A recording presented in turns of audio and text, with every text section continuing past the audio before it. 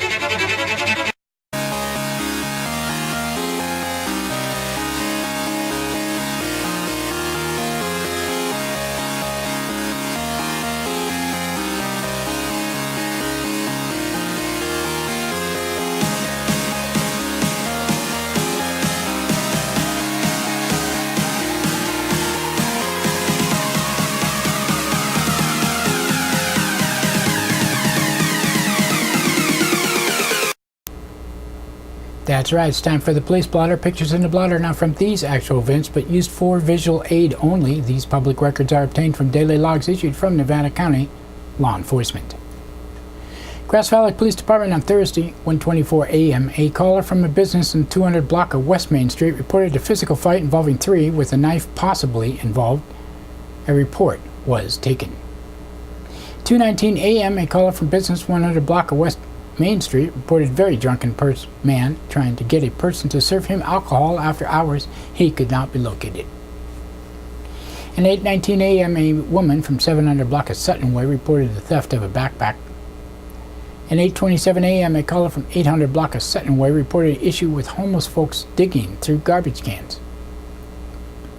9:45 a.m., a caller from 200 block of West Main Street reported the theft of an electric moped. And 1:23 p.m., a caller from 1000 block of Whispering Pines Lane reported a truck doing Brodies. And 2:14 p.m., an elderly woman reported her cell phone advised her to call 911. There was no emergency. 4:24 p.m. a caller from 700 block of Sutton Way reported a woman in the vehicle with a child drinking out of a brandy bottle. 7:21 p.m. a man from 400 block of Colfax Avenue reported people were beating him up and bashing in his windows. A woman was arrested on suspicion of vandalism. At 8:54 p.m. a caller from 600 block of Sutton Way reported a vehicle possibly hit a tree. 9:04 p.m. a caller from 100 block of Maryland Drive reported a gunshot. It possibly was the transformer. And Friday, 2:31 a.m. a caller from 300 block of Mill Street reported a man refused to leave going through a woman's purse. 4:18 p.m. a caller from 100 block of Mill Street reported hearing a person with a drill. Nothing was located. Nevada County Sheriff's Office on Thursday. 1:20 p.m. a caller from 15,000 block of Old Donnyville Highway reported screaming, lots of obscenities, people possibly being hit, and animals crying. 2:52 p.m. a caller from Meadowview Way and Prospector Road reported a violent man who was gone when deputies arrived. 3:38 p.m. a caller from emergency room reported a man sought treatment for severe injuries he received. He reportedly was found in a field in North San Juan. 6 p.m. a caller from South Ponderosa Way and Squirrel Creek Road reported a vehicle that appeared smashed in with its headlights still on. And 6:39 p.m. a caller from Pitney Springs Road and Conestoga Way reported a vehicle accident. The occupants had fled. 8:02 p.m. a caller from 17,000 block of Highway 49 reported a man lying next to the roadway. He then was reported to be jumping up and in and out of traffic. He was arrested on suspicion of being drunk in public and resisting arrest. Nevada City Police Department on Wednesday, 9:41 a.m. a caller from 200 block of Church Street reported a person trying to open a car door handles who could not be located. 11:24 a.m. a caller from 300 block of Commercial Street reported trespassing issues. And 1:41 p.m. a caller from a business 400 block of Sacramento Street reported a possible stolen vehicle. Or bike, 9:18 p.m. a caller from Cyril's Avenue and Valley Street reported a power pole down. And Thursday, 1 a.m. a caller from 300 block of Broad Street reported a physical fight with 8 people involved. No charges were desired. And 3:47 a.m. a caller from 200 block of Broad Street reported a physical fight. A man was arrested on suspicion of being drunk in public and being in possession of lost property. 9:18 a.m. a caller from Broad and South Pine Streets reported a man testing door handles on cars who was gone when an officer arrived. And 8:32 p.m. a caller from 400 block of South Pine Street reported suspicious activities. And that's it for the blotter today. Now, another thanks to one of our underwriters who supports your only visual video news media in Nevada County. That's right, it's us, GVTV News. There might be a couple underwriters here.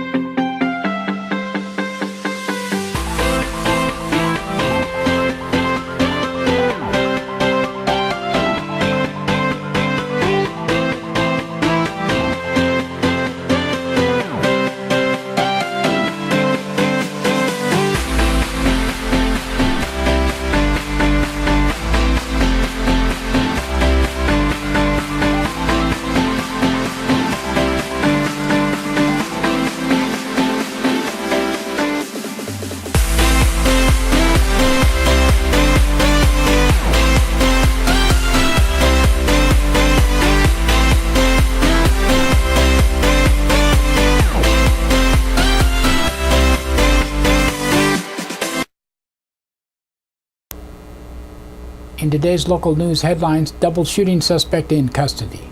In Truckee police arrest Idaho murder suspect. In Grass Valley, Nevada City named top retirement destinations by Where to Retire magazine. In our first story, James Donald Carman, the man being sought in a connection with 2 shootings early Friday morning, was taken into custody that night and is being held without bail at Wayne Brown Correctional Facility. Carman had been charged with assault with a deadly weapon and violating parole, said Nevada County Sheriff's Lieutenant Steve Tripp. A woman called 911 at just about 6 a.m. Friday to request an ambulance for a gunshot victim when a second call was placed for a second victim, said Nevada County Sheriff Keith Royal. Shooting took place on property off Rex Reservoir and Flying T roads. Sheriff's deputies arrived to find a man with at least one gunshot wound to the face and a woman with several gunshot wounds in the upper torso. Neither victim was being identified. The woman was flown to Sutter Roseville Medical Center and the man was taken to Ride Out Memorial Hospital in Yuba City. They both were reportedly in intensive care but were expected to survive. Tripp added. An intensive search was quickly launched for Carmen, 61 years old, who was identified as a parolee at large and possibly armed and dangerous. Nevada County Sheriff's deputies, with assistance from Placer County Sheriff's SWAT team and California Highway Patrol, spent most of the day checking outbuildings on the property and the surrounding parcels without finding Carmen. Late Friday night, detectives were able to talk to him on the phone and convince him to make a statement, Tripp said. Carmen was subsequently taken into custody. Shooting was described as stemming from a domestic issue, and Carmen exchanged gunfire with his brother. Tripp said the female victim was shot in the process, but it is not clear if she was the intended target. Tripp said the shooting remains under investigation. He could not say whether Carmen's brother would also face charges. A search of Nevada County court records reveals a number of misdemeanors and felony convictions for Carmen dating back to 1976. He was sentenced to state prison in 1994 for 3 years and 4 months, but it is not clear what charges he was convicted on.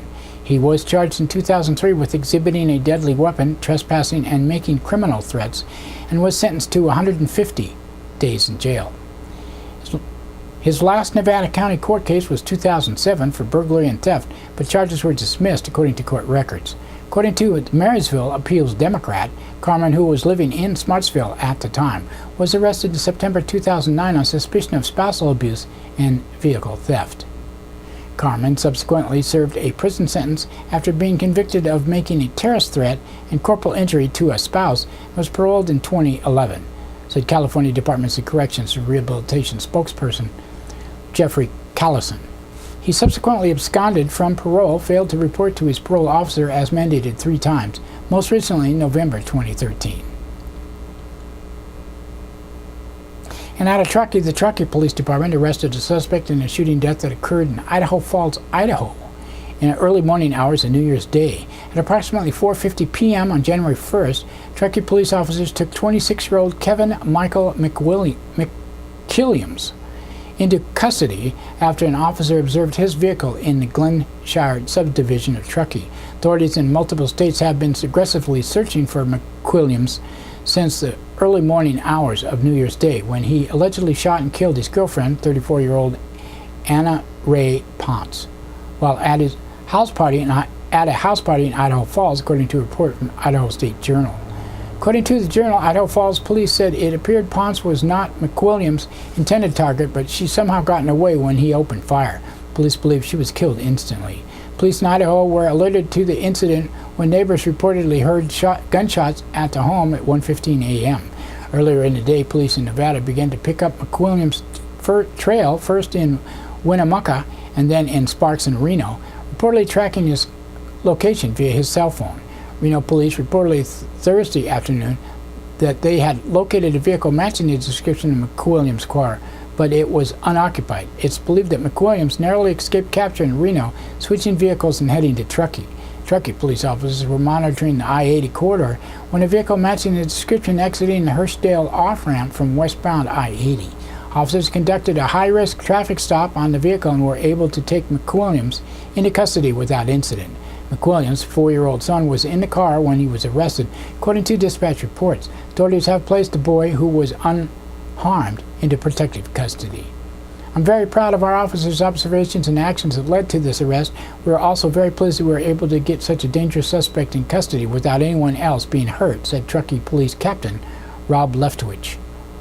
Truckee is an exceptionally safe town, but with a major interstate in our jurisdiction and metropolitan areas fairly close by, we have to remain prepared for these types of incidents. This is a perfect example of great police work and interstate law enforcement communication that allowed for a quick arrest. It appears McWilliams has no connection to Truckee. The Truckee Police Department will not be releasing any specific information regarding the arrest or investigation, and the shooting remains under investigation by Idaho Falls Police Department. McWilliams was booked into Nevada County Jail on suspicion of being a fugitive from justice and was being held without bail. In our last story today, Grass Valley and Nevada City are selected as top retirement destinations this year by Where to Retire. Both cities are profiled in the January-February 2015 issue, which is currently available nationwide. I think it's really great news, Nevada City Mayor Terry Anderson said. It's appropriate because we're such a special couple of communities. The natural beauty and the many, many recreational choices, the arts, the culture, the music, small town atmosphere makes it a really welcoming place. Launched in 1992 with a goal to helping its readers find the ideal place to retire, Where to Retire magazine is published 6 times a year and has a circulation of 200,000 readers. Grass Valley Mayor Jason Foyer says that throughout the years, Grass Valley has become a mecca for retirement based on the area's quality of life. Pine tree effect is something that a lot of people want and a lot of people enjoy, Foyer said. Plus, the cost of living is a little bit less than places where they're coming from, and we're thankful to have that. In a certain sense, a lot of our service economy is based around retirement, so it's a positive for the community all the way around, and I think it speaks highly of our community that we're attracting these types of people, unquote. According to 2010 U.S. Census Bureau numbers, approximately 25% of Grass Valley's population is 65 years of age or older, while Nevada City is around 20% in the same demographic, along with 38% between the ages of 45 and 64. Nevada City would be a movie set to show the Victorian era. It's that authentic, Where to Retire editor Annette Fuller said. Nearby Grass Valley has more modern amenities. The mountain backdrop presents some of the California's most glorious fall foliage. The area has been charming people since the gold rushers came in the mid-1800s. According to Where to Retire, annually 700,000 Americans relocate to new towns to retire. Nevada County Economic Resource Council Executive Director John Gregory says these retirees tend to have experience that can bring value to the community. Many of these folks that claim they are retiring, I would say, are not really winding it down all the way, Gregory said. Many of them come with tremendous business acumen, industry experience, and key contacts. If they come with any technology or corporate background, this is very advantageous to us. Many times they're bringing a discretionary income that comes as a consumer market for a number of small businesses as well. Gregory, though, says that although not being known as a top destination to retire as its perks, the local economy pie is best served to attract not just retirees but populations from diverse backgrounds. We also want to build a reputation that we can be a place for young college graduates to enter job market, Gregory says, and we also want to be a place known to young families who come with technology backgrounds. I think that we're really looking for a blend from a blend. And finally, with retirees as well as because they can become board members, advisors, and investors in many of the companies we're trying to pursue. He also added economic development doesn't come through retirement pensions, it comes through entrepreneurship and business. And I think it's known as a retirement community, definitely causing concern because we don't want just a retirement community.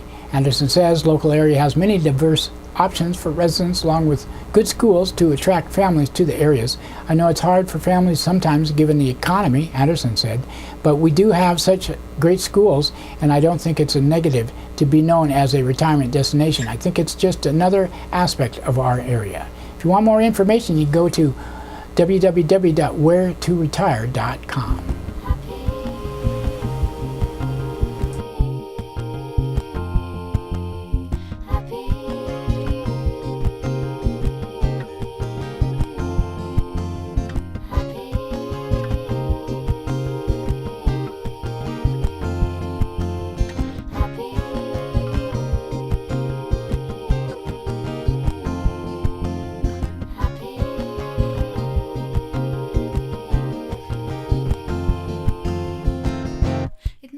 Crazy what I'm about to say. Sunshine, she's here. You can take a